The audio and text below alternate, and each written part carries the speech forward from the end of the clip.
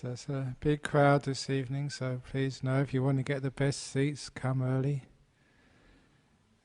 And today there was a request for a talk from Hungary, because these talks, they go out on the internet and many people listen to these talks and value them. So the correspondent here asked a very great question, and this is going to be the subject of this evening's talk. Why is it sometimes it is so easy to be impatient, neglecting, rude, maybe even cruel to those we love and are close to? And why is it sometimes so hard to be kind to them? And of course, I think you all know sometimes how true that is. And why it is that sometimes, especially in a marriage or rather close relationship, that sometimes you can tell how long a person's been married by how they talk to each other. And why it is that when people first get married, they've got some very wonderful speech and wonderful relationship, but after a while, somehow or other, it deteriorates. And we end up bickering and sniping and being impatient, intolerant and cruel to each other. And that's not just only with our spouse, but sometimes with our children, with our parents. And that's, of course, something which causes a huge amount of problems, in your life. I should mention it's also to the people you work with as well. So it causes so much pain that surely there must be solutions, and there are, and so today we're going to talk about those solutions. Of course, it doesn't apply to those people who've been coming here for many years, because being a Buddhist meditating for many years, you always speak kindly, and you've learned just how to be patient and tolerant, maybe. But it is an important point. And of course it's something which is relevant to myself and Ekagata as well, the monk sitting next to me, because we also live in like a family and a community of monks together. And one thing which I have noticed, that when a person first comes to a monastery, when they have visitors, or we call them anagarikas, these are postulants, people preparing to become monks, that they still have those bad habits of speech, but as the training progresses, the habits of speech and the way we look at each other actually change. And when you see the sort of the senior monks and the senior nuns, they've been living with each other for such a long time, but they don't have that speech of putting each other down and bickering and being impatient with one another. It's a much kinder lifestyle which we express towards one another, and that's very impressive to see. Because what's the point of like being a monk and like being in a community when we don't learn just how to get on with each other and also speak kindly to each other? But that doesn't always work. Because there are cases even in the time of the Buddha when the communities of monks had arguments, but there is ways of solving those arguments, and there's ways of making sure those arguments don't happen in the first place. But what is the cause? Of those sort of bickering and being unkind to one another in a relationship? You know how much, first of all, how terrible it is, and just how unpleasant it is to be with someone and you like them, you love them, but you just get into this bad habit of talking to them in a really rotten way, or just behaving in a very unkind and intolerant way. You realize it's a problem, and that's obviously the first step, to realize it's a problem. How is it solved? Let's go back to the cause of these things.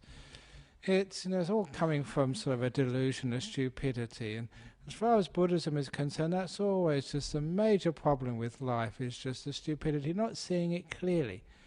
And one of the things we don't see really clearly is this idea of ourselves, our ego, our sense of conceit. And of course those of you who know your Buddhism know that that sort of sense of ego and sense of self is something which is central to the Buddhist path, of just seeing the idea of no self, no ego, no conceit, to see yourself like disappearing. And you've all sort of, at least some of you, have seen that's a central part of Buddhism, which is absent from many other sort of teachings, the idea of a no self. And part of that, part of the idea of non-self, is to be able to lessen your ego so much that it doesn't matter who's right and who's wrong, who's the best, who's the worst. And when you don't worry so much about who's right and who's wrong, who's the best and who's the worst, it doesn't really mean that you can have many arguments, because so many of those arguments are all about who's right and who's wrong. And it doesn't make any sense to me. As a monk, it doesn't matter who's right and who's wrong. As I mentioned last week in the talk about truth, what is really important is just how kind, how peaceful, and how loving you can be. That's more important than being right. It wouldn't be a wonderful thing if more people understood and accepted that. We would not only have hardly any arguments, we would have no wars, and would have a bit of peace between nations, races, and religions. Who has got the best religion? And if you start talking like that, then anyone who talks like that doesn't understand what religion is. And if religion talks about love and peace and kindness, then the idea of best and worst doesn't even make any sense at all to me. And an example of that, this is one of those key stories which I know that many of you have heard before, but I like telling these old stories. In the same way, if you listen on the radio, you'll probably hear just these old tracks of music which you heard years and years ago. It's called Golden Oldies.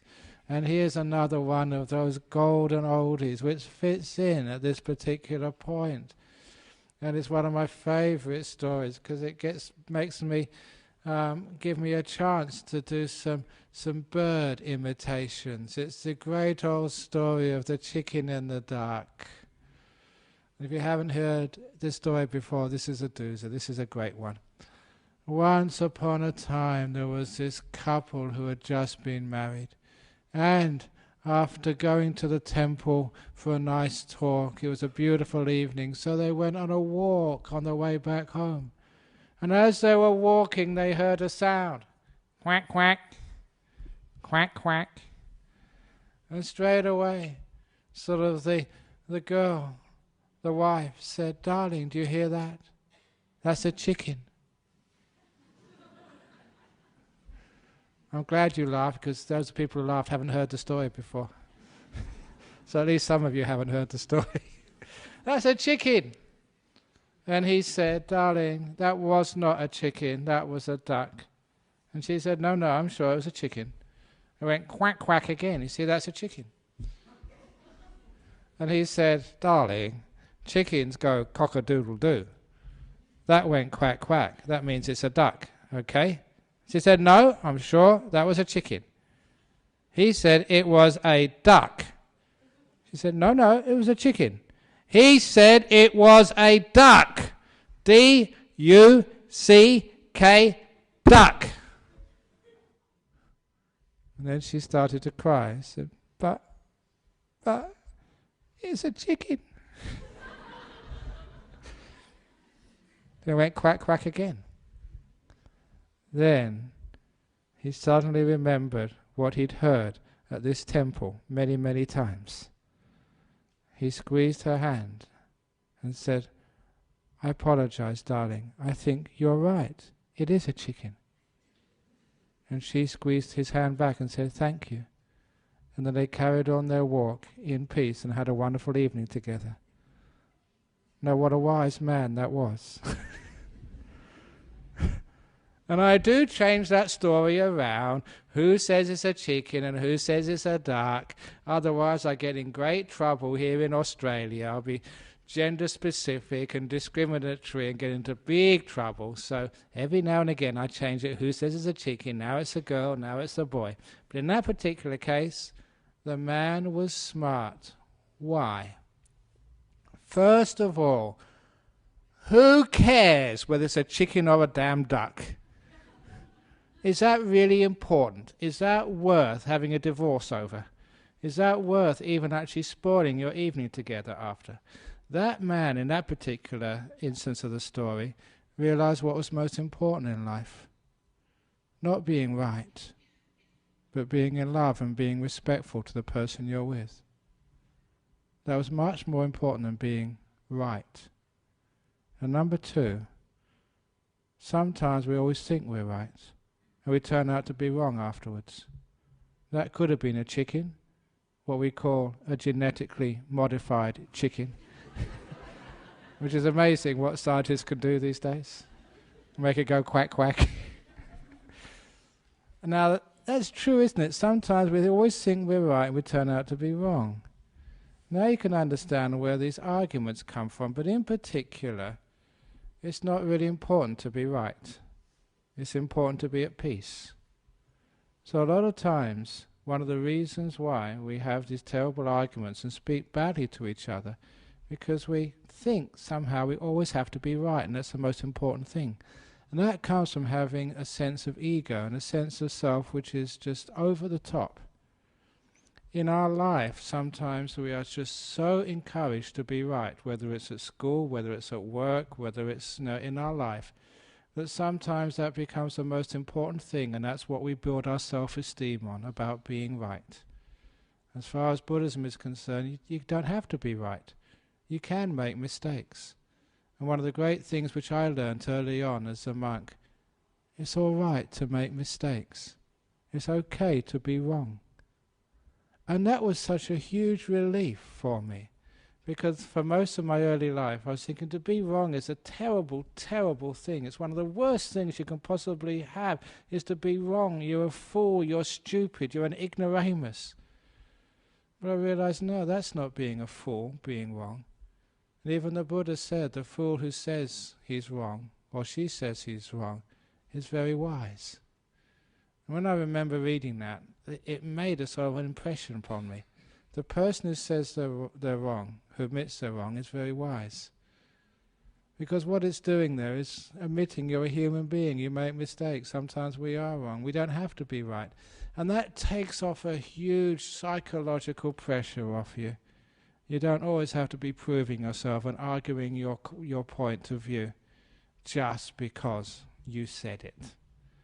And how many wonderful how many terrible, terrible situations can we avoid when we say, yeah, I made a mistake, yeah, I'm wrong, yeah, I made a mistake. Because what that means is that you're human, and there's nothing wrong with making a mistake. But if you do say that to your partner, say, I'm sorry, darling, I made a mistake. Yes, I know you made a mistake, you stupid man. Why did I marry such a thing? You're such a fool. No, if somebody does admit they've made a mistake, please value honesty. Because sometimes one of the reasons we don't like to admit mistakes because we think that our honesty won't be valued, and that the fact we made a mistake will be considered to be more important than our honesty, that we are a failure, that we are unreliable. One of the reasons why people are dishonest in this world is because honesty is not valued. And I mean that you don't value honesty. Because if your partner came up and sort of admitted a fault, how would you behave? If they admitted a fault, they done something wrong or whatever, would you criticize them? Would you put them down? Would you make them feel uncomfortable or sort of punish them in this way or that way? If you do, you're not valuing honesty. So I say this in families or even in business. It's more important to value honesty more than most other things, to the point that if they come and admit they've made a mistake, wonderful, you've been honest, you've been straight up, because when there's that honesty, you're actually respecting that person's willingness to open up and then see if we can move forward together. But when there's that lack of honesty, that lack of sharing, that lack of a vulnerable person who's made a mistake being respected, yes, you have made a mistake, but that's okay. Admit it, we can work together, we can do something better out of it. But when we don't admit those mistakes, usually out of fear what the other person will say, where can there be a relationship? Where can there be growth? Now this is one of the reasons why, like in a monastery, a Buddhist monastery like ours in Serpentine or Gijiganap, because people are allowed to make mistakes and because their honesty is respected, they can actually open up and say, yeah, I did a stupid thing, yeah, I did a terrible thing. And that honesty is respected, and there's no sense of they're demeaned by opening up to what they said. Because being right and being wrong, being perfect or being imperfect is not the point. Now, how many of you are in a relationship like that, where you feel you can really be honest with the person you live with, and you're allowed to make mistakes, to admit them, and you're respected, and you're not sort of criticized. Now that's something which we're trying to encourage in our Buddhist communities. Every time when I come and talk about forgiveness, this is not just a joke. Forgiveness is holy, it's spiritual. What forgiveness means is you're acknowledging another human being, you're opening the door of your heart to them as they are, not as they should be, not the ideal person, but as they truly are.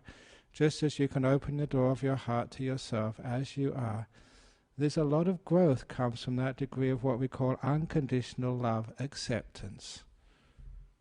Because from that, then there can be growth. There can be a moving forward. Whenever there's fear, whenever there's a lack of openness because of that fear, because you're afraid to say to your partner, what the truth is, or admit you made a mistake, then we always have to be right. And because we have to be right, we'll defend ourselves when we have to be right, even when we know we're wrong. And that causes this terrible sense of ego. Most of the sense of ego comes from a sense of fear.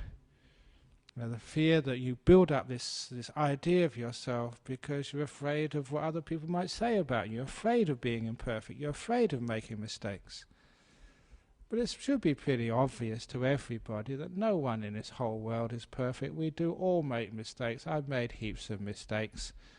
One of my famous mistakes was, this is just so embarrassing, but there was this one case many years ago in our monastery down at Serpentine. I was the abbot. I'd only just taken over from the previous monk, Ajahn Brahm. So, I was trying to do the best thing and trying to make sure our monks were really trained. And for those of you who don't know, just the way that the monastery is supported, we don't have any cash as monks, but people offer the things which we need, whether it's robes, whether it's glass of water or glasses for my eyes, or whether it's the tools to build a monastery, whether it's the bricks to build that monastery, whatever. And because everything which we have as a monk is donated, even this robe I wear is donated, you don't buy it yourself. I was taught to really respect everything which you are given. Even my robe, I tore it on the aircraft a couple of weeks ago, so you don't just throw it away, you just put a patch on it. Even my bag has got heaps of patches on it. Even though you get a new one, no, patch it, because this comes from the generosity of all our supporters. We really want to make these things last as long as possible, out of respect. So you can imagine what I felt when I was walking through Serpentine Monastery, and I saw a hammer lying in the grass, which was going rusty. Now, obviously, someone had left that hammer out there for quite a while because, it had this sort of the orange rust on it. And I thought that's not acceptable because someone had saved some money up and bought a hammer to give it to the monks to help build our monastery, so you can come there and we can live there. So I was going to give a talk that evening, and so I got all the monks together, and instead of giving a talk on the subject I thought I was going to talk on, I talked on looking after these things. Now, all of the stuff which you are given, monks, comes from hard-working lay people. And not everyone is rich, and there's ordinary people. Some people are actually just on pensions, and they still come and help. And you must respect those people and that generosity. And you're not allowed to leave things out in the garden to get rusty as if they're worth nothing. Yeah, I know you never bought it, but you've got to respect these things. And I was really tough on the monks. Not like I am now. I really laid it in the... And actually, the monks were all sitting dead straight. You know what it's like when you tell somebody off, sitting dead straight. And the colour was drained from their faces, because I was really hammering it with the hammer. And... no, I didn't mean to say that, sorry. And when I finished the talk, okay, I gave them a hard time, but it wasn't that hard. And I really thought that one of the monks, the monk responsible, put their hand up and say it was them. And no one would admit it. And that was the most disappointing thing of all. Okay, leaving the hammer, that was a bad thing, but not actually confessing and acknowledging and owning up. Now that actually really hurt me. And actually I left that hall feeling very miserable that I thought, that what type of monks am I living with? Or maybe did I sort of shout at them too much that they sort of wouldn't admit it? And it was actually only when I got out of the hall I actually understood why no monk admitted they'd left the hammer there, because I suddenly remembered who had actually left the hammer out there. It was me. I'd left it out there a few days ago. I was immediate to come and collect it and put it away, but I totally forgot about it. And unfortunately, it was only when I scolded everybody else that I remembered who it was. And I had to go back in the hall. I said, sit down again, I've got something to say. It was me who left the hammer there. It was very embarrassing, but very good fun, because it showed to even the monks there that I make mistakes as well. I do stupid things. Now, did I feel embarrassed, really embarrassed about that? No. I thought, wow, this is another story I could use on a Friday night. Because it's true that it's a wonderful feeling that you can actually admit mistakes. And you're free, and you know the other monks there, they would accept it. And they would say, yeah, you made a mistake. Fine, we all make mistakes. See if we can do something about it later on. Now, that ability of not to have such a strong ego, a strong sense of self, that you don't have to admit mistakes, you don't have to be right, is an important part of having a relationship where we are kind to one another, where we don't sort of keep saying rotten things to each other. We don't have to sort of defend ourselves, because a lot of time we say rotten things to another person to put them down. And when we say putting another person down, that means we raise ourselves up. I'm better than you. And that type of relationship of conceit, who's the best, where does that come from? I think one of the reasons where that comes from is that we live in a competitive society where competition is just so exalted, far, far above cooperation.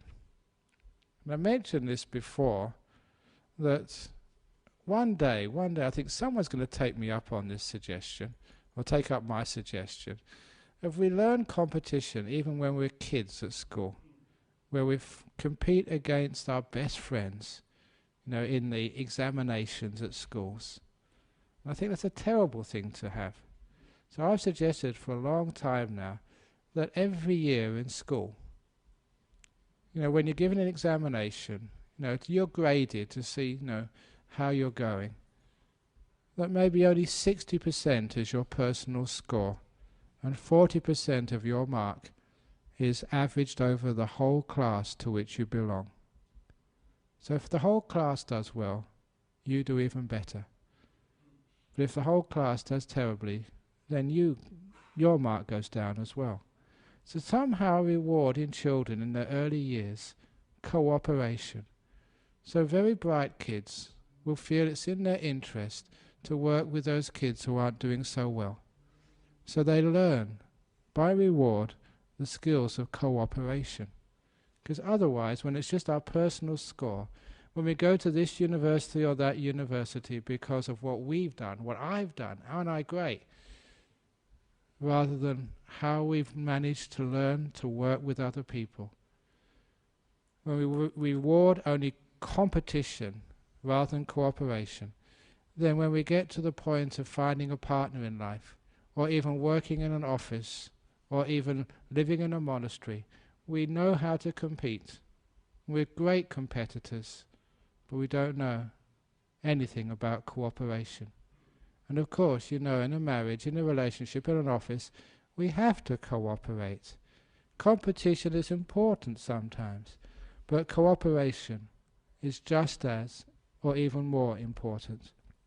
And of course, when we don't know how to cooperate, we don't learn those skills at school. In a marriage, in a family, again, we don't know how to cooperate at all. Which means that we have all these arguments, who's right and who's wrong, who's going to wear the trousers, as they used to say, who's going to sort of decide where we're going to go tonight. And that sort of arguments, it just really sucks. I mean, come on, you're a partnership, you're a family, you're a company. What does it mean, a company? It means you have to work together. You have to learn how to cooperate. And when we don't know those cooperating skills, of course, no wonder we have all this terrible speech and these arguments and getting cruel to one another. Because a lot of times these are just strategies to try and get our own way, to beat the other person down, to accede to our wishes and demands. That's no way. So, learn how to cooperate. And what does it mean to learn how to cooperate? Again, it doesn't matter who's right and who's wrong. Monks are like this. We got sort of all the different types of Buddhism around. So which is the best Buddhism? Mahayana Buddhism, down the road in Guildford Road, the Fo-Kuan Shan. Tibetan Buddhism, the Vajrayana, and they're up in Cambusik Road and a few other places. Or Theravada, not about Theravada Buddhism. Which Theravada Buddhism is the best? You got the Sri Lankans, the Burmese, the Thais, the Australians. Which is the best? Which is the best, the monks or the nuns? Which is the best monastery? Gitchaganup or Serpentine Monastery? Which is the best? We don't do that in Buddhism. There's no such thing as the best or the worst. So we cooperate. And as soon as we don't judge each other or compare one another, and there's no such thing about being right or being the best, that's called conceit in Buddhism. The Buddha taught the 3 types of conceit. It's brilliant teaching. Some of these little teachings you remembered, they just cut across so much rubbish in life. The 3 types of conceit. I am better. Now we all know that that's a conceit, but as a monk you say, no, that is really wrong. There's something so stupid in that. I am better. I am worse is a second type of conceit. And that's what a lot of people know. I'm terrible, I'm awful. I can't meditate properly. I tell rotten jokes every week. I'm terrible. But those other monks, they speak much better than me. I am worse is also another conceit. And the third type of conceit, which was also just, again, when I heard this rocked me, because I thought, wow, I never expected this, but it made so much sense. I am the same is another type of conceit. Each one of those is measuring you against somebody else. How can you measure a person against another person? You can't, like comparing apples and oranges. You can't sort of compare these people. Every one of you are totally unique and need to be respected for who you are, no matter who that happens to be. And you've all got a place in this world. And it's wonderful you're here. Thank you for being you. And I'm not going to compare you with anybody. So, of course, we're not going to compare this type of Buddhism with that type of Buddhism, with another type of Christianity, or with Muslims, or whatever. We don't compare at all. Because we don't compare, because comparing is conceit. Better, worse, the same. And because that's been taught to me ever since I became a Buddhist, and it's a part of me now, it means you can just go with people from other types of Buddhism. You can hang out with Roger Herf, the Archbishop of St. George's Cathedral. I'm going there on Sunday evening. You can hang out with rabbis and goodness knows who else. You can get Muslims coming to your talks in Malaysia and Indonesia. And there's no problem there at all for you. Why is that? Because you never think that I've got the best religion. If you do, you're going to bicker. And you're going to have this terrible relationship because I am better than you are. I think you've all seen what happens when people in religion say, we are the best, we are the only, there's no other way to truth, freedom, nibbana, heaven, except if you come to my church and my religion. Only those who go to Nolamar will ever go to heaven. Actually, there's some truth to that, No, I've been saying this. I said this to the Chinese Chamber of Commerce about 6 months ago. I gave a talk at the Chinese Chamber of Commerce in WA. And somebody actually asked this question. So it didn't actually come from me. It was come from the audience. They said, because, the Chinese Chamber of Commerce is all these rich Chinese business people. And, of course, the rich people, they're doing okay in this world, but they want to know what happens after you die. So they said they knew in the Christian Bible it does actually say that it's harder for a rich person to enter the kingdom of heaven than a camel to pass through the eye of a needle. That's actually in there. Now, a camel going through the eye of a needle. Now, that's a pretty tough thing to do. And actually, a lot of people say, well, it doesn't actually mean like a sewing needle. It was some door in Jerusalem or something. But whatever it was, everyone agrees it's a very difficult thing for a camel to pass through an eye of a needle. So it must be even more difficult for a rich person to go to Christian heaven. So when he asked me, he said, what do you say about that, Ajahn Brahm? I said, look, we don't have that in Buddhism at all. So it's actually much, much easier for rich people to go to heaven if they're Buddhists. And you're a lot of rich people over there, so it's quite obvious what religion you should have if you want to go to heaven. And I said, that's our marketing for this year. If you want to go to heaven and you're rich, come here. Of course, we also get more donations that way. But that's only jokes. So, of course, that's totally untrue. It doesn't matter what religion you are, what race, what gender, what sexual orientation. It's who you are, how you act. It's your goodness, whether you earn it. And you don't earn it just by belonging to some sort of group. You earn it by what you do, by what you say, by who you are, how you relate. I'm going to quote Christianity again. By their acts ye shall know them. And that was Jesus or something. So you can actually see that we don't actually criticize or compare. When we don't criticize or compare, then we don't have this, saying rotten things towards our friends. And then we can have this beautiful harmony. And that's one thing, if I am proud of anything, proud of just how we have created a sense of harmony between the different types of Buddhism, the different religions, and anybody in this world. How can we work with anybody? Why? Is because we don't have this strong sense of ego which says, I am better than you. Or I'm worse than you, I'm the same as you. We're not the same. Buddhism is not the same as Christianity. Not better, not worse, not the same. That's all conceit. So by getting rid of that conceit in your relationship, in your family, who is the best, who is the smartest, the wisest, the cleverest in your relationship, when you get rid of that stupidity, that illusion, it's much easier to treat the person you're with respect, rather than thinking there's some fool, which I must have been drunk at the time, I must have been really stupid, why did I marry that person at that time? Instead of that, we respect that person.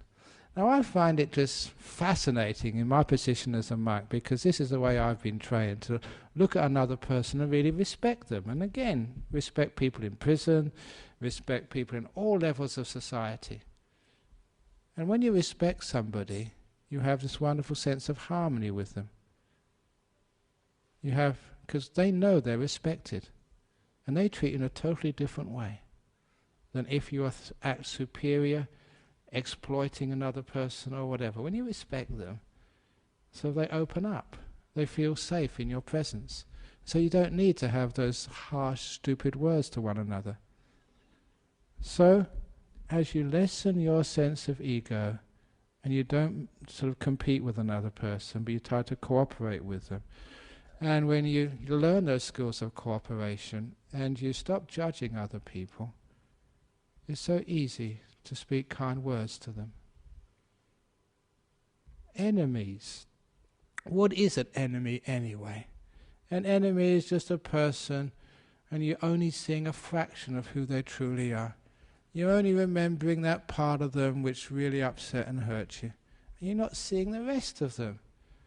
And again, in a situation as a monk, sometimes you do talk to people who are having terrible times together. You give them sort of counselling. And this happens to me so often. You see these two people and they can't stand each other. That man is a beautiful person. You really see their wonderful qualities, and that's a great girl there. I can see your beautiful qualities. How on earth can't you see each other's beautiful qualities? I can see them. But they can't see each other's qualities. Why? It's because they got in such a bad habit of mind, always seeing each other's faults, and that's why they start being cruel, being impatient, and creating all this terrible, terrible speech with one another. So, the way to overcome that, already mentioned, just doesn't matter who's right and who's wrong. That's, by the way, love is more important. Cooperation, no ego, no judging the other person.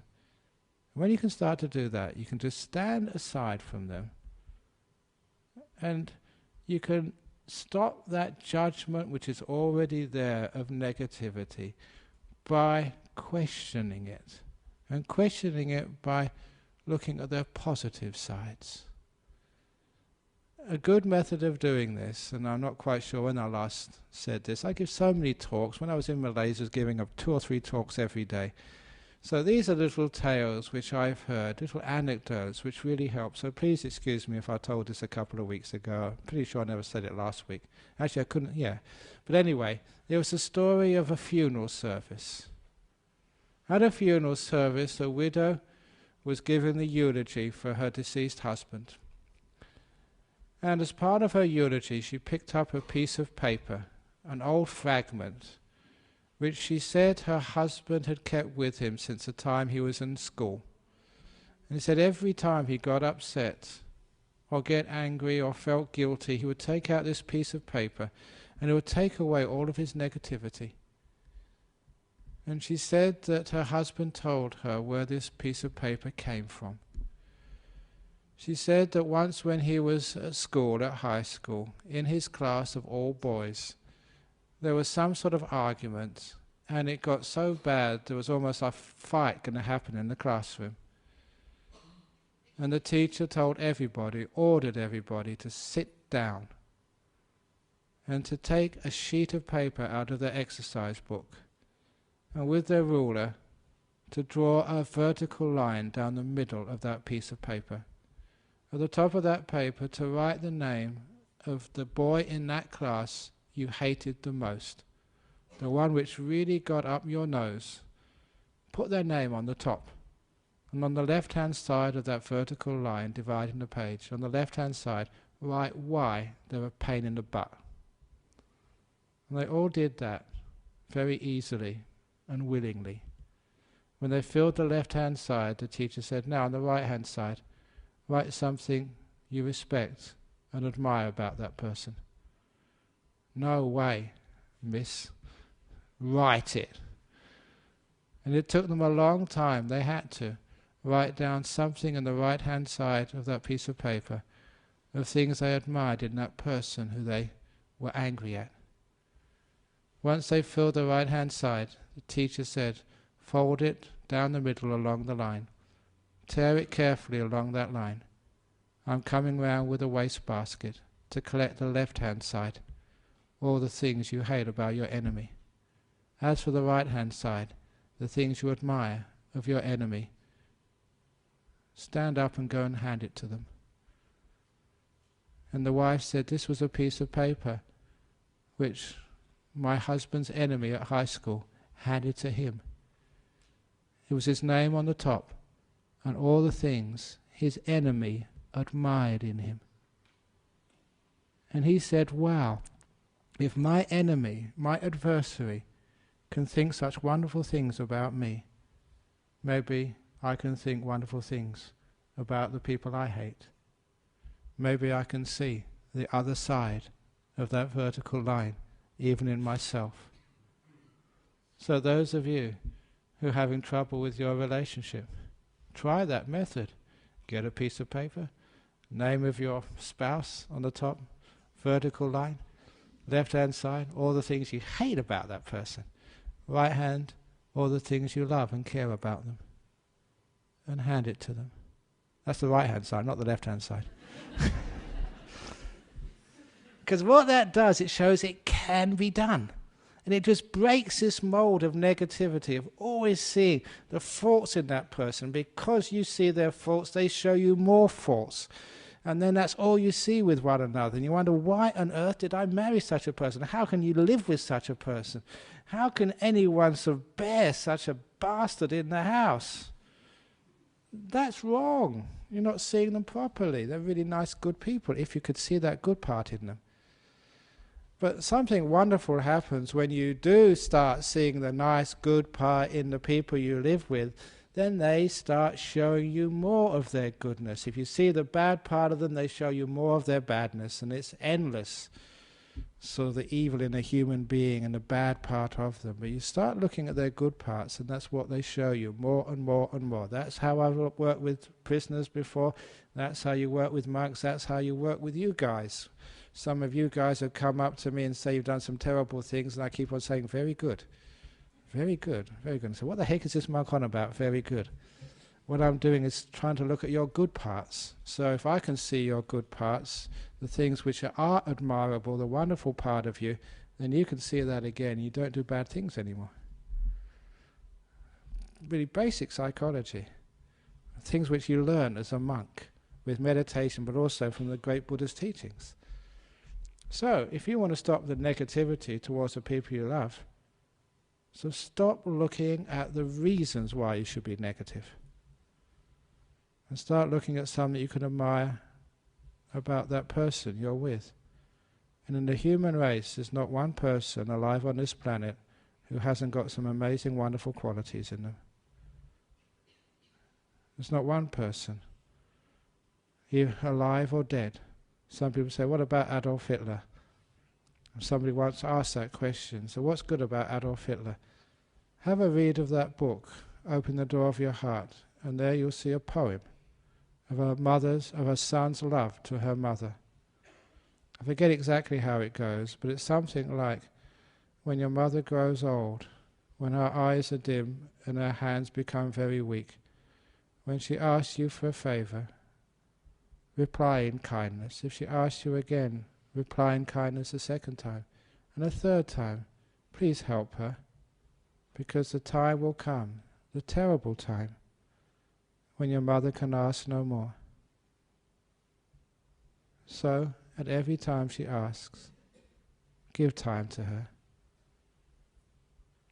It was something like that.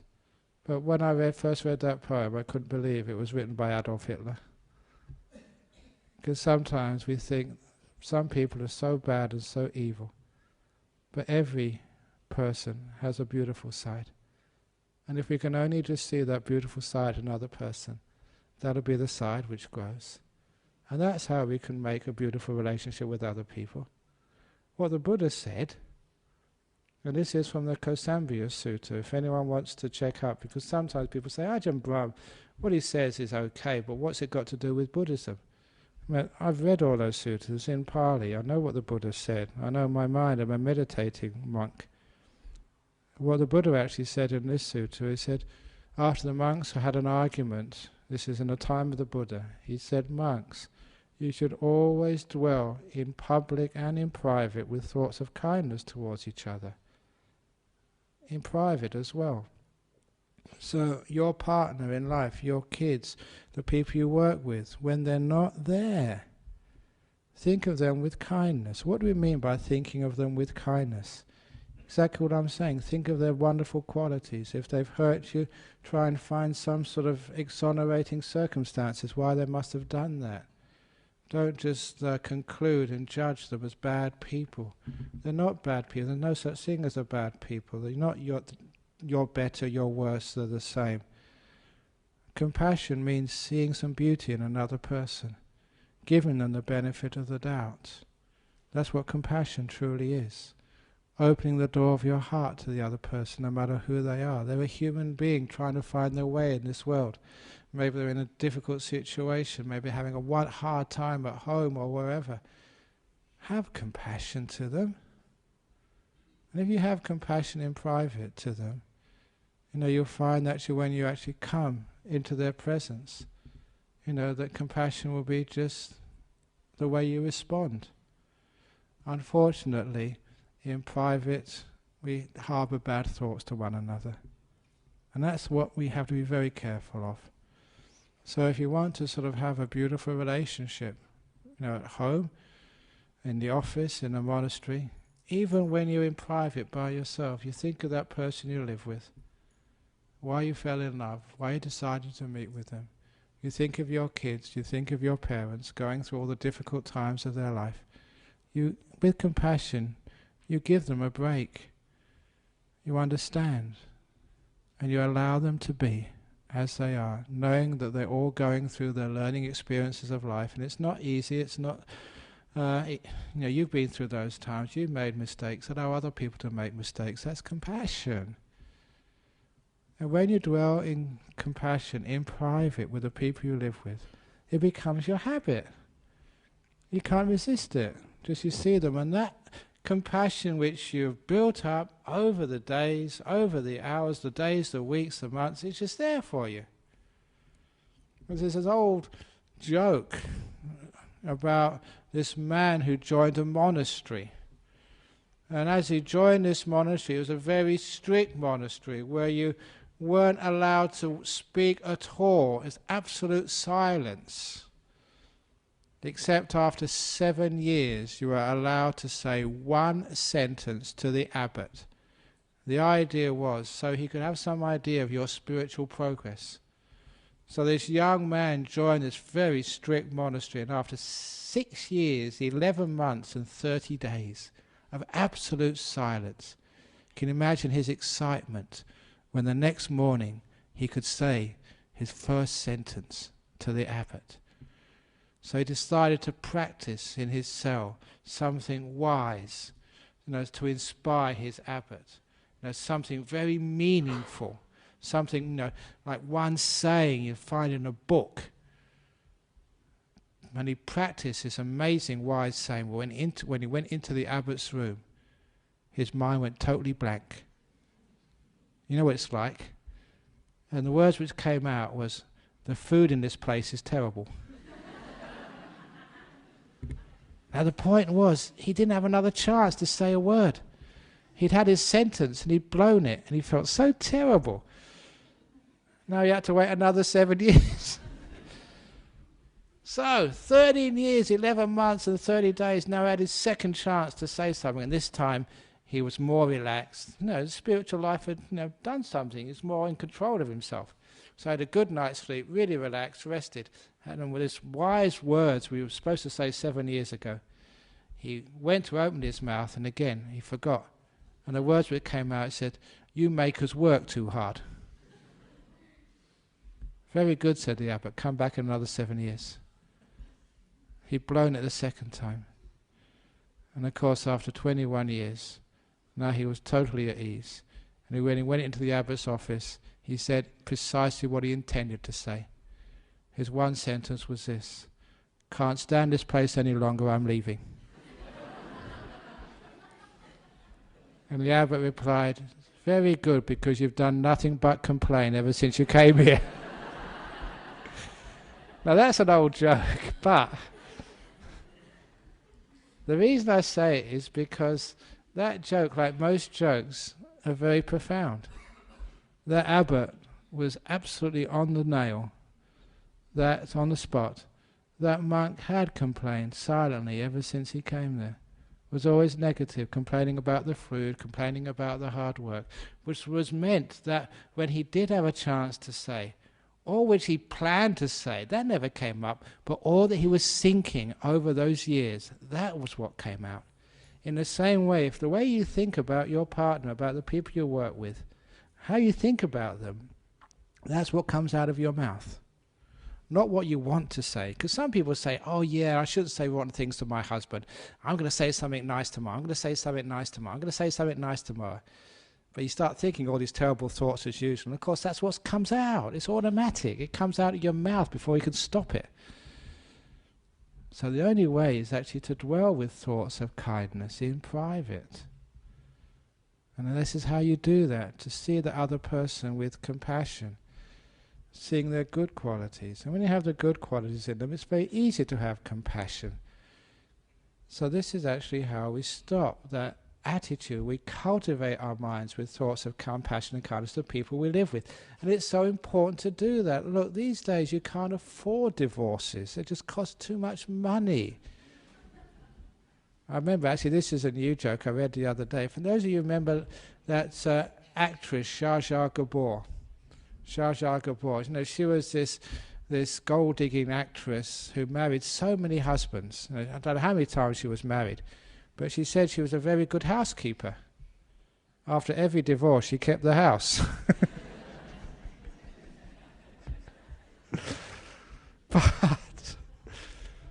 But it's too expensive to get a divorce, and it's just so unpleasant to, just to get a partner and not being able to live with them. And of course, if you do get a divorce, you get another partner, the same thing happens again, doesn't it? And the reason why it happens is because nothing to do with the husband, nothing to do with the wife, it's you. You don't know how to live with another person. You don't know how to be compassionate. There's the ego there, just always wanting to be right. There's the inability to cooperate. There's the inability to sort of just be kind and see the good qualities in the other person. And of course, as I say every week, the most important relationship you have in the whole world is with yourself. And I know as a fact, don't need to read people's minds, that people have a hard time criticizing their partner, always being cruel and impatient to them, are cruel and impatient and critical to themselves. They can go to work and leave their partner at home. They can go on holiday. They can go retreat at Jhana Grove Meditation Retreat Center to get away from their husband or their wife. But they can't get away from themselves. So they go down there, have a terrible time. Why? Because they're so critical to themselves, so cruel and impatient to themselves, because the way you look at others is the way you look at yourself. So what should you do? Get a piece of paper. Put your name on the top. Line down the middle, all the things you hate about yourself. On the left-hand side, all the things you admire about yourself on the right-hand side. Cut it down the middle. Throw the left-hand side in the waste bin and keep the right-hand side. All the things which you like about yourself. All your good qualities, the wonderful part of you. Keep that. And every time you get sort of depressed, take it out and look at it. If you want, I will sign that to authenticate it for you. Yes, this is really you. And then you won't start bickering about yourself. Then at least you'll find some peace with yourself. You'll understand what it means to open the door of your heart to yourself. Because once you start to see the beautiful qualities in yourself, then you won't have this terrible attitude to yourself, always putting yourself down, thinking that you're not good enough, thinking that there's something wrong with you. In the same way that people bicker and point out the faults in the people they live with. You won't be competing with some ideal of who you are supposed to be. You'll be cooperating with who you really are, whatever that happens to be. That degree of cooperation with you is coming at peace with yourself. You don't need to be perfect. Even in the time of the Buddha, you see all these monks and nuns, all enlightened beings, they all had their idiosyncrasies, all their little ways of doing things which no other monk or nun had. And by no means they were sort of externally perfect, but they come to peace with themselves.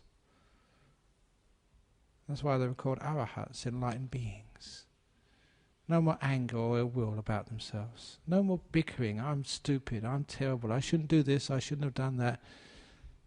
Because it's terrible to be in a relationship like that, isn't it? But you can get divorced from your partner, but you can't get divorced from yourself. That's the only difference. So have a great relationship with yourself. In private, have thoughts of kindness towards yourself. Make peace with yourself. Say kind things to yourself. You know what I say every morning when I wake up in the morning, I've told you this many times, I say, good morning, me, have a wonderful day. I do that. Last thing I do before I fall asleep, good night, me, have a beautiful sleep. See you in the morning. Because I have kindness towards myself, that's why I've got this great relationship towards me. Instead of saying, oh God, here I am again. Do I have to put up with me another 24 hours? That's no way to live. So you can have thoughts of kindness towards yourself. Or what I did as a young man, a first meditation teacher told me, what do you do when you first get up in the morning? Go to the loo. I said, great, in the toilet, is there a mirror? Yeah, of course there is. Smile at yourself every morning. So you can't, no way. Because when I get up in the morning, you know how you feel when you first get up in the morning as a student, when you're really young. Just, it's a stupid time to get up, any time before midday. That's what a student is like. So anyway, you had to get up for not examinations, lectures or something. So you got to look at the mirror. Do I have to really smile? But my teacher said, fingers on the edge of the mouth and push up. And I did that for 2 whole years, every morning, wherever I was. Every time I got up in the morning, looked at myself in the mirror, and it wasn't a good sight. It wasn't a pretty sight at all, many mornings. 2 fingers, push up. And I saw this young man, stupid young man, making a face. I just laughed. Every morning I laughed at myself. For 2 whole years, every morning without fail. And of course that did a huge amount for my spiritual progress. I mean, true. I never took myself so seriously. So, that's what you can do. If your wife starts getting really upset, get your 2 fingers on the side of her mouth and push. Maybe you may not try that.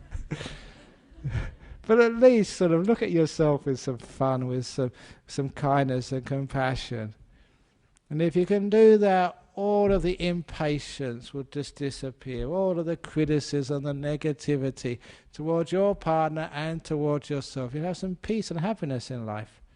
You have some harmony, just the same way you can have harmony between all the different religions. You can have harmony between all the different races, or harmony between all the different sexual orientations without changing anybody. But allowing people to be, allow you to be. And all that negativity and all that cause for cruelty and suicide bombs which husband throws at wife and wife throws at husband, all that sort of negativity, I'm talking the suicide bombs hurled from the mouth, those sorts of stuff, we don't have anymore. You have some peace and harmony, and a lot of suffering will disappear in life, and you'll be happy, I'll be happy. The only people who will be unhappy is the divorce lawyers. They'll be out of a job, but fair enough. So that's answering the question, I hope, which was sent from Hungary. Why is it sometimes so easy to be impatient, neglecting, rude, maybe even cruel to those we love or are close to us? Why is it sometimes so hard to be kind to them? Hopefully it's not hard anymore. Now you know how to do it. We can have some more peace and harmony in our world. So may you all be at peace and harmony with each other, and most importantly with yourself. Thank you for listening. Okay, anyone got any complaints about that? Was that the most stupid talk you've ever heard in your whole life? I don't mind, not going to harm me. Anyway, any comments or questions about that talk this evening? Going? Yes, oh yeah, go on.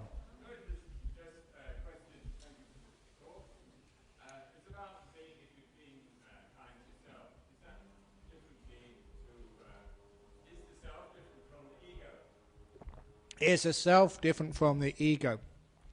Being kind to yourself is actually letting yourself be. When you let yourself be, it means you're not controlling. You'll find that people who control get the biggest egos. Control is what builds up the ego, the sense of self. Control is also part of fear. You know that people use fear to try and control each other. Governments use fear to try and control the population. So fear causes control. Control causes strong sense of ego. So the biggest egos I've ever seen is the ones who really like controlling others. And I've seen some pretty big egos in my life. I don't mind saying this, but personally, I met John Howard a couple of times when he was Prime Minister, at the end of his career, and the impression I got that he owns Australia. He was Australia. Very big ego at that end of his career. I don't know what he's like now. Maybe he's not Prime Minister, doesn't feel he has to do that anymore. Sometimes you met other sort of very famous leaders, and I think they had this incredible sense of controlling of other people. Huge egos. But people who start to disappear, people like sort of like an Ajahn Chah, there was no ego there. So he wasn't trying to control, just love you. Remember this great monk, Ajahn Tate, who I went to go and see. And he was just to let you be. Even though he was a great monk, wasn't controlling you, wasn't telling you how to meditate, what to do, no judging you at all. And that was one of those occasions which hopefully you all have, when you go in the presence of a great being and you never want to leave. At last there's a person there who will never criticize me. Even if I do the most stupid, idiotic things, he won't criticize me at all. It's love which is totally unconditional. When you're in such an aura from a being who just loves you totally, unconditionally, you never want to leave, because it's so rare to have that sense of peace and freedom and acceptance. That was a person with no ego. So when you let things be, ego disappears. When you fight and control, ego gets very strong. As the Buddha put it, craving causes more existence, more being. Letting go of craving, being fades away.